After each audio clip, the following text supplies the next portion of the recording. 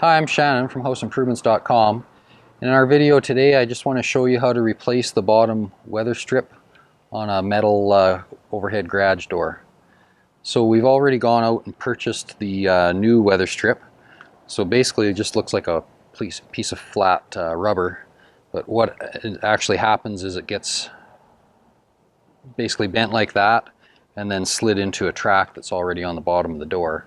There are other kinds, but just have a look at your door before you go out and purchase what you need. But this is one of the more common ones around here. So what happens is basically, as you can see here, the rubber just deteriorates over time, and this one's, I mean, it's not far from being completely destroyed on this end. So we're going to pull it out and change it. It's really a pretty simple job.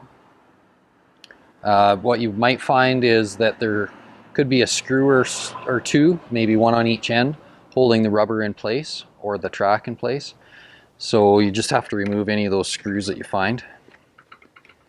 They shouldn't be really long. So you'll pull that screw out, and then this rubber piece should slide along there. It looks like the whole track wants to slide here because the rubber was kind of pinched in that screw. Just see if I can get it started here.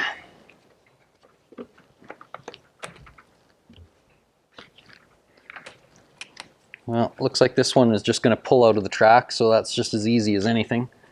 A lot of times you have to slide it out of the end, but this one's just pulling right out. Then we get down to this end where there was a screw again, and it was kind of pinched in this plastic track. So there's our old one. We don't need that anymore.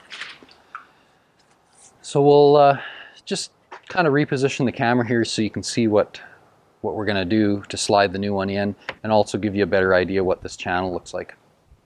Okay, so we've brought the door down just at a nice height to work at. What we have to do is basically feed this new rubber seal, the weather strip, into this track, and you could see it here before where it's got two grooves that these T-shaped pieces slide into, and it just slips in all the way along the bottom of the door.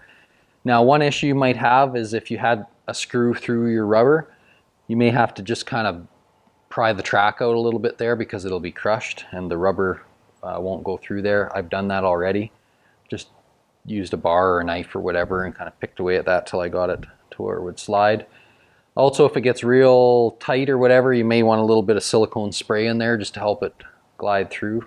This one seems like it might not be too bad.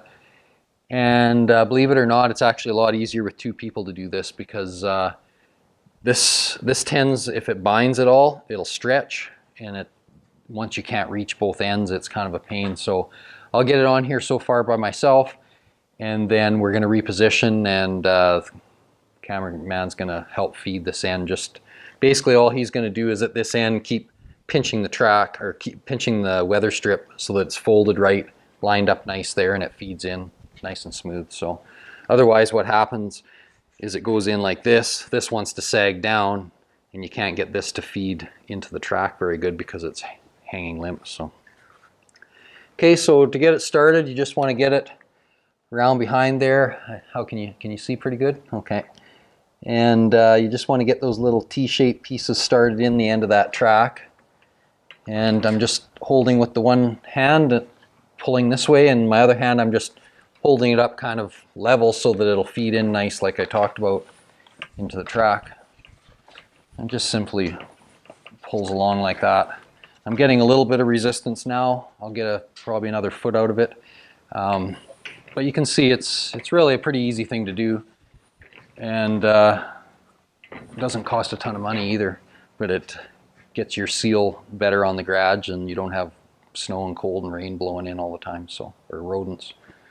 Okay, so we'll move the camera around, get it pulled right through, and then trim it off, and there's not much more to it.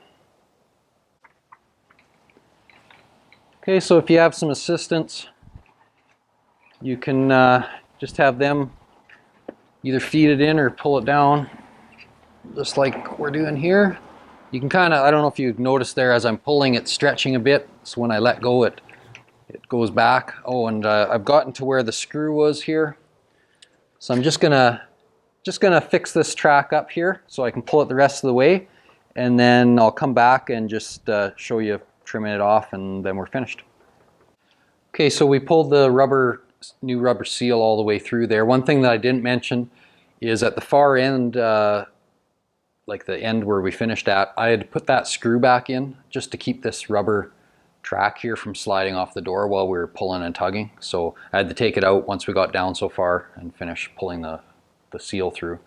And then we've put those screws back in just to pinch the rubber and the track in place just so it's not sliding around. Now, different people do this different ways. Some people will trim this right off just flush with the end of the door. I like to leave it about an inch long or so. Really, in most cases, it doesn't hurt anything. It just folds down against the floor and it is out of the way anyway. So it's just rubber. So it's just take your utility knife, and sharp one helps, and basically just cut it off. Okay, so we can get rid of that. So we've got that in there. I put the screws in like I said, and basically it's done. There's nothing more to do. One little hint: if you've got a garage floor that's a little uneven, or maybe there's a chunk missing out of it right where the door closes, with these bulbs, one thing that you can do is buy, and I don't have a sample to show you, but you can buy like a foam rope, it's called, and there's a few different sizes. You can slide it. I like to use like the 3/4 or the 1 inch. You can slide it inside of this bubble here, or this weather strip, and that foam rope will just help give it a little bit of rigidity, so it'll kind of fill in some of those gaps if you have any. So just a little hint there to try before you go to any extreme measures. So that's the end of this video, and hopefully it'll help you with a little bit of insight to what there takes to change your garage door seal. And really, as you've seen, you know, once you buy the piece, it takes you about 10 minutes to do it, so it's not a big deal. That's it for today's video, but please like, comment, and subscribe below. And if you want to help me make more of these awesome videos, please use the link for our Patreon below. Thanks for watching.